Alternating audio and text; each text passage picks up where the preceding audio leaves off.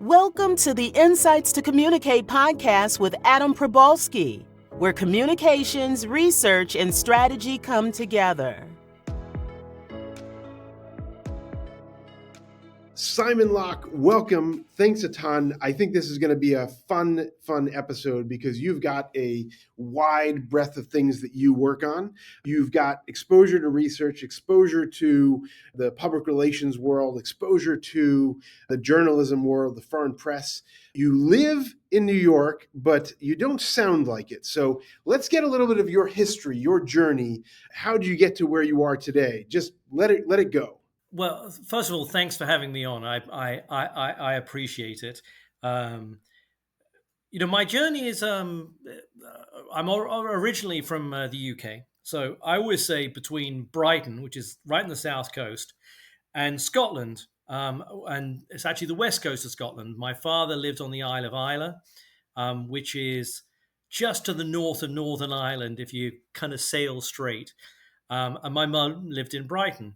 So I grew up between both places. And actually, interestingly enough, one was sort of Brighton would qualify as a city these days. And the Isle of Islay is about as rural as it gets. So, I had that kind of interesting mix of city, rural experience. Even today, where I live, I'm between New York City and I spend most of my time up here in the Hudson Valley. My rural pursuits include beekeeping, driving my John Deere tractor around, all as kind of the balance between, what I do as my day jobs, right? And that's the day job really is being an entrepreneur. It's uh, I founded and run Communications Match.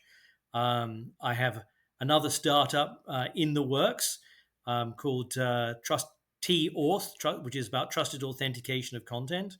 And I have done in total now 4 startups. But my background, what led me to this particular place is that, I've started my career at Ogilvy and Mather in the PR industry. I worked for Deutsche Bank, Morgan Stanley, and Prudential Financial as heads of communications in different locations. So I've actually had this kind of multi-dimensional background, which I've had, not only have I, and I think it's actually an incredibly valuable experience to go. I've been the communicator, in a company, in an agency. I am the CEO, so I see communications from a different perspective, and a technology entrepreneur, right? So it gives you kind of multiple ways of seeing different sides of the equation, and I enjoy it. Actually, it's a rewarding path. I think what's interesting to me, and I think to others, is the idea that you had those golden handcuffs, so to speak. You worked for big companies, big financial institutions that tend to reward their executives and their directors, their higher up managers very well. And then you made this jump to entrepreneurship, to business, to something very different than working in house for a big corporate entity. What was that like? Because I think a lot of other people want to maybe do that, but they're just very scared. Yeah, it's in every job that I had, I sort of managed to get. I worked for about 7 years, and then I kind of said, okay, it's actually time to do something different. Um, and so I've actually never been one to settle for you know, the comfort of knowing, oh, I've got a guaranteed salary. Uh, I should stick to it. Now, it's not necessarily, it doesn't necessarily make for easy choices, but it's sort of ingrained into me. Look, it's 18 or 19.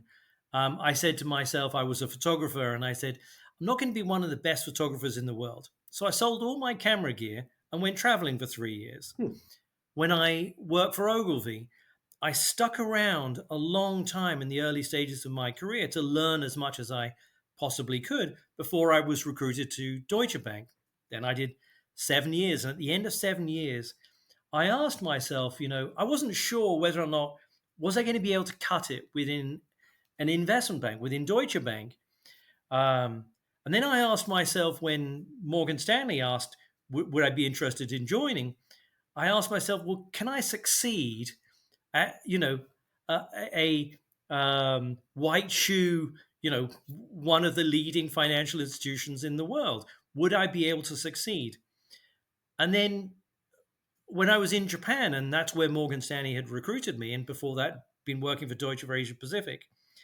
Um, I was in Japan, and I would say to my boss, I said, at some point in time, I've got to come back to the US, and I'll come back with you or without you. To which everyone's a little bit dumbfounded, including my boss. Is like, why, Simon? And because I didn't want to be seen as just the Japan communicator. Right. I wanted to come back to the US and be seen as someone who's with international experience. And I think at each stage of my career, that overwhelming desire to test myself, to go, I've done this, now what can I do? And I think there's someone once told me about the A-type personality test. There's a hoop, and you throw it onto a post. And the A-type personality test is once you get the first one, you then step back.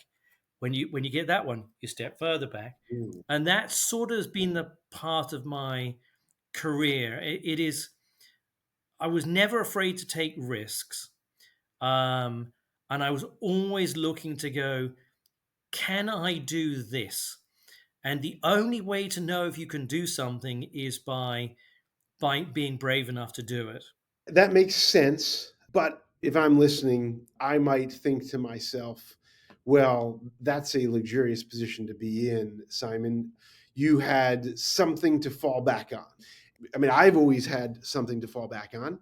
And I think that's been a part of my success because I was able to take risks. And I don't discount that as a part of my success, and knowing that that's not available to everyone. Is that the case for you? Did you have like the supportive family, or obviously after a career in finance, you had some money in the bank. So was that a big contributing factor to your ability to kind of venture out? Not really. Now, I did have something to fall back on, which is, I bought a house, so I had a roof over my head, Right. um, and so it's no doubt part of it. But the overwhelming drive to make the change was not based upon a level of necessarily comfort. I was willing to tap into, the 401k. Right. I was willing to tap into stuff that I shouldn't really have been touching if you want a safe retirement, right? Sure. Um, I think, there is a um, temptation when we look at these things to go, well, there must be some sort of a reason, right? There must be the comfort because you're doing something, a little bit maybe wild and reckless. But there were always other things. There were always kind of drivers, right? And I think, I have a sort of been driven philosophically from my early 20s, by some of the thoughts of Deepak Chopra, Hmm. which is that's a slightly interesting turn. Sure. And there are a couple of things that I remember reading in a book a long time ago that kind of guided me on this stuff. And he's always talked about, in the book that I read, there's signs and signals, resonance, and synchronicity. And the signs and signals were really about the idea that in our lives and careers, you know, things will come along that will make you go, now's the time to do it. And the resonance is that you will feel now is the time to do it. Um, and the synchronicity is that when you start thinking about the path that you actually want to take, things will happen. Now, I'm a believer in you make things happen. Um, but in that kind of spirit, um, I've always been generally aware that, okay, now is the time to actually kind of make a change. Or you go with the flow and you go, well, maybe I'm not particularly happy in what I'm doing right now, so maybe I should do something different. And I would say that those are the instincts that I followed rather than the instinct for comfort, um, and sort of protecting any assets that I've had. It's the behind the question is the knowledge that this is not an easy path, right? Right. This is not an easy journey, and you can very easily lose the shirt off your back if you are not smart about it, Right. or you're just unlucky. It's not necessarily, you know, Yeah. it just stuff happens. So I had a lot of good people, and someone once said to me, which is a great piece of advice. He said, "Look, of all the things that you do, you really need to sort of manage your cash flow.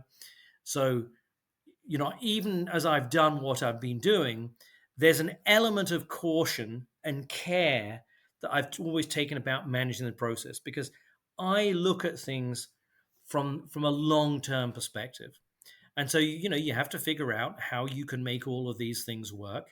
Um, Knowing in part the comfort factor may have been that I always felt that if I couldn't do what I was doing, then maybe there would be a job for me. There'd be something I could do. Sure. I could go back, but I always like to go forwards if possible. Understood. Okay, so let's dive into at least, maybe a business or two or an interest or two. Communication Match, I think, is how we connected. It's this repository of strategists, of communicators, I'm on there, so researchers. Tell me how that started, and you have a partnership with PRSA, which is the kind of the premier public relations association in the US. Tell me about that business. So, as a lot of things happen, right? I started another business that was called Town Hub, and it's basically a technology, a platform to help towns engage with residents. It didn't work out particularly well. The business model, it was just very hard to kind of overcome local politics and make sure that uh, find basically the revenue model. Could I make enough money out of it Right. to kind of keep it going? And it is still going, but it's just not the primary thing. But because I took that step, I met my development team. And having the development team, it allowed me when I literally woke up in the middle of the night and said, I've got this technology team. One of the big challenges in the industry for clients is, can I find the firms with very specific expertise that I'm looking for, both on an industry, communications, research, and marketing basis? Can I find them? And we've always used to rely on word of mouth as just one way to do it. Sure. It's not that you wouldn't rely on word of mouth, but were there better ways, or more encompassing ways to find the firms that had the skill sets? So I'm like, oh yes, that is something that we could do with technology. And the flip side was, as I was doing some consulting, I'm going, the other side of the equation, how do you get found when clients are looking? And I always remember, having conversations with people as I was starting to build the business in the first place. And it was, well, I don't think there's anything out there that would be the right model for doing this. And there have been directories. There have been a growth in firms and individuals kind of doing matchmaking. Um, I always felt that, and continue to this day to believe that the communications match approach, because I'm a communications person, is designed around communications. It's like, don't tell me if I'm the client. Here are the three people you should be working with. Right. Just give me the tools Sure. to be able to find people with the skill sets I need. And I can then reach out to them, have the conversations, and make the choices. And that's essentially what we built. That's fantastic. I've always been fascinated by lists, and back when I started in business, there were directories, printed directories that you had to buy, and I was always into that sort of thing. But the thing that you said that really resonates well with me also is having that resource in that development team that gave you the opportunity to jump off from it. As a kid, my first business was launched from buying a fax machine, which sounds absurd today to anyone, especially people who never had to work with a fax machine. But it gave me all these ideas of what I could do. I started communicating internationally and I started importing product, and having that as a resource was a launching off point. And today in business, when you hire someone new who has social media skill set or a graphic design skill set, you can really develop a whole new side of your business with just one or two or several people that you have confidence in, have the ability to help you get you from there to the next place. So that's really exciting. You also are involved in Foreign Press Association. I'd love to hear about that, but I think my real question right now is, what do you have the most fun doing? Of all your different businesses, and maybe it's hiking in the Adirondacks, but what is the thing that you have the most fun doing? Good question, because I I don't think about it that much. Actually, it's interesting, and it's an honest answer to say I actually enjoy lots of different things, and you know I remember when I was working in Newark at Prudential. Every day you'd walk by the sign with uh, the I was just walking by Edison, and I think there was a poster, and it's like I never worked a day of in my life, Right. you know, because I was having fun, or some version of the Edison story, and that would be an overstatement, Right.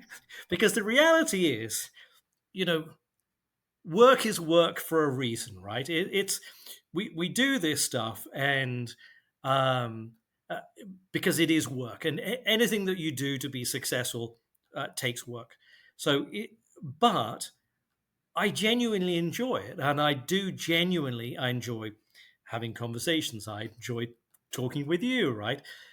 And I think that it makes it easy every day to kind of get up and do something. Sure. There's the internal pleasure, and I think there are kind of a couple of levels of this. Um, there is the pleasure of using the skill sets that we actually have developed in our careers, day in and day out, and continuing to kind of like test ourselves. Does this press release work? Someone else will review and feedback, and do we have these skill sets, and is it recognized by someone else?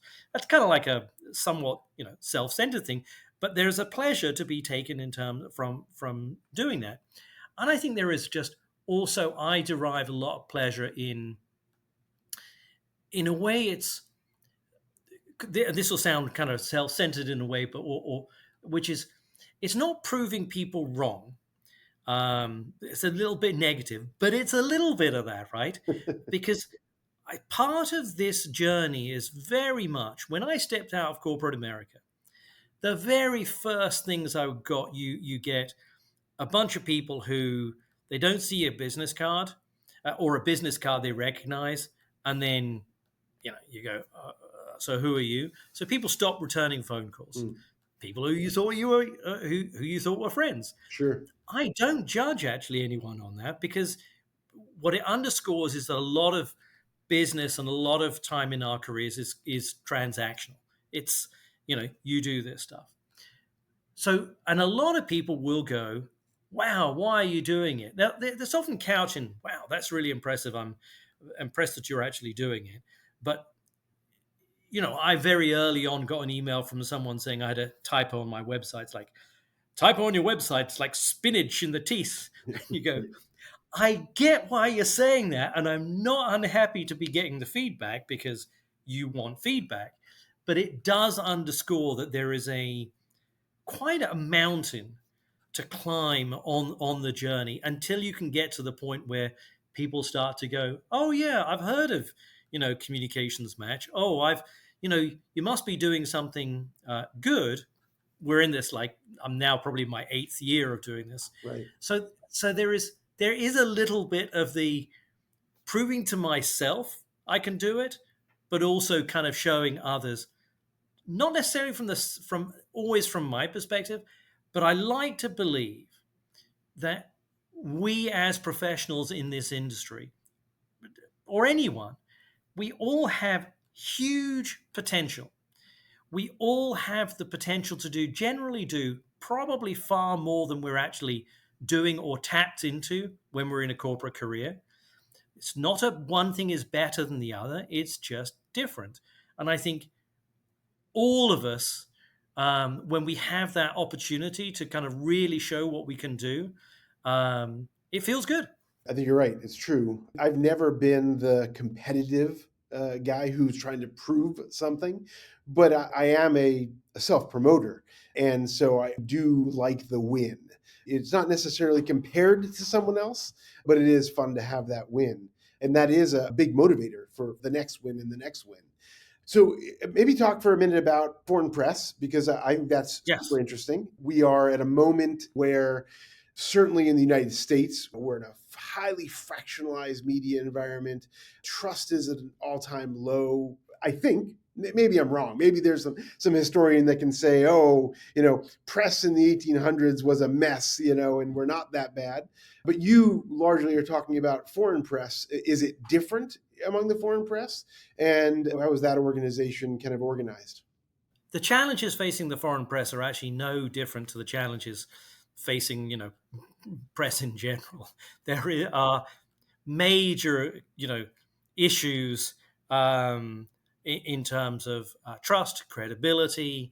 Um, it's a lot of this has been weaponized, and so the reality is I think, is that um, the journey that the press is on has been very difficult because revenue sources have uh,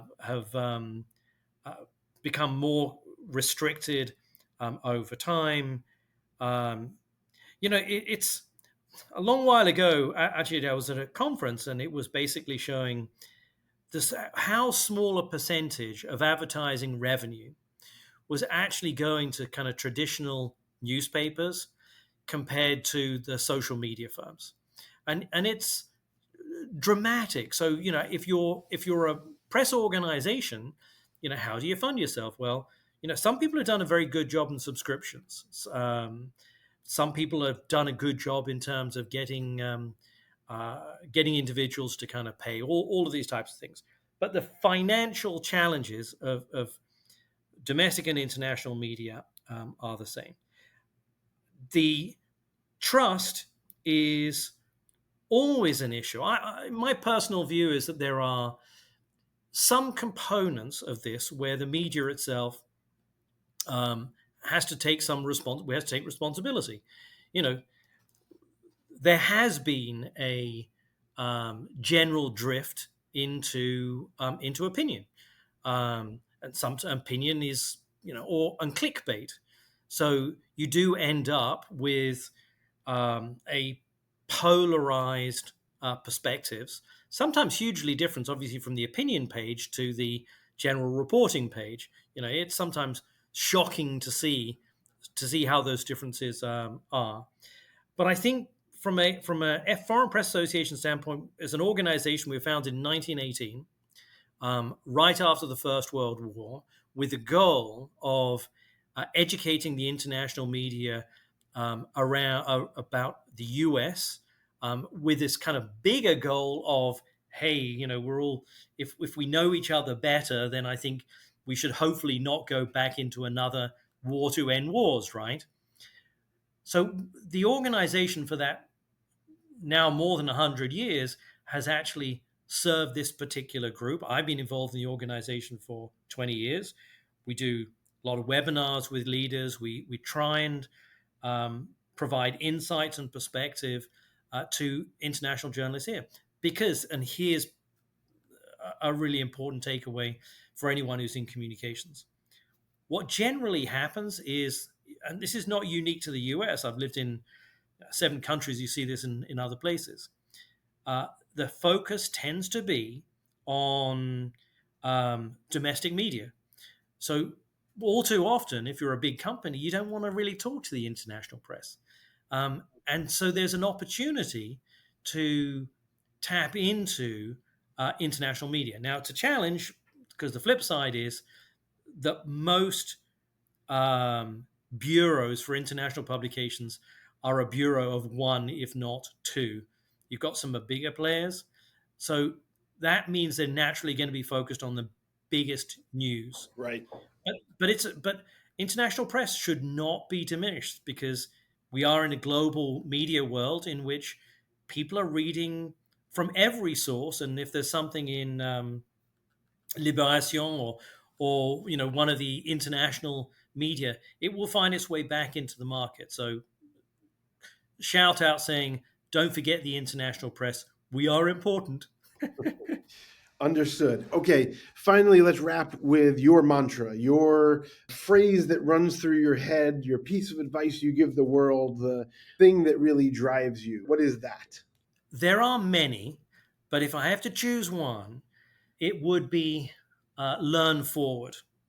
And when I was at Morgan Stanley in Tokyo, my boss said to me that the mantra at Morgan Stanley, and as I joined, was fail forward, that you had room Sure. to make mistakes. Now, you only get to make mistakes once because at some point in time, if you're not learning as you're moving forward, then that's an issue. And a very smart friend of mine, um, when I told him about fail forward, he said, no, it should be learn forward. And so I've held on to that idea. And I think it's important because it encapsulates a number of things. It's the forward momentum. If you've got to do something to be able to learn from it, right? Right. So, we can't be prognosticating from the sidelines. It's like, do it, find out if it's going to work, try it, and you will learn, provided your mind is open to learning. And I think this is actually a really important thing, which would be the idea of going, look, um, this is an Avatar reference. Yeah. I think there's a reference somewhere when your cup is too full, you can't learn. And there's an important point there, right? Which would be, I think we have to be humble in that learning forward. We have to know what we don't know, or know that as we go forward, that there are things that we will find out that we didn't know. Yeah. Um, and as long as for each of these things, we think about the lesson, and we ask, frankly, other people to provide us perspective that we don't have, we will be able to continue to make progress, whatever that is and whatever that means for anyone. There's no right or wrong version. It's like your journey, your progress. I tell you, the thing that scares me the most are leaders who have already learned everything they're going to learn in this world. And we can all conjure who that might be for yourself, but that is what scares me. If someone is not open to continuously learning and interested in whatever format, I mean, if you're a reader, I think that's good. But if there's some other format you learn in by doing or hand or talking to people, the moment there is a leader in charge of something that doesn't think that there's anything else to learn, that person is dangerous to the rest of us. Well, there are two. If I can, there are two very quick things that I think when you say that, which I think are super important. The idea, and I got this very early in my career when I went to a mentor and I said, "Tell me whatever I can do to be better. Doesn't matter." I said, "If my clothes, can be better, or if anything." And he said, "There are three things, Simon. Get suits that fit." I was 23 or 24. Get socks that go above your ankles. And the last point he said, take more time in terms of responding to people's questions, because it will make them think that you've really listened to them and pay attention. The key thing that I took from that moment very early on was that how important it is to give people permission. The very act that I said to that person, tell me what you truly think, was the only way I got the feedback, some of which I've been able to deal with and others less able because there are things that are hardwired. Yeah. But that's one part of it. And the second thing would be and I'm not as good as this as I would like to be, but it's a lot of this is how we frame stuff. You know, if I may not be, I may think I'm listening, but if I frame questions as, in ways in which that are steered to get the results that I want, that strategy was genius, wasn't it? Right. And you go, do you really want to know what the answer is? And it may, you know, what my view from that is that, we as individuals just the only people who understand, how uh, um, we are communicating are others, and this feedback of going, we need to kind of get that feedback and understand if it's the way we ask our questions maybe better, or if it's the way in which we just do anything that allows us to be become better professionals. Love it. Simon, thanks a ton for joining. Really appreciate it very much. We learned a lot. Oh, my pleasure. Thank you. Been a pleasure. Awesome. This has been Insights to Communicate with Adam Probalski, president of the woman and Latina-owned market and opinion research firm, Probalski Research.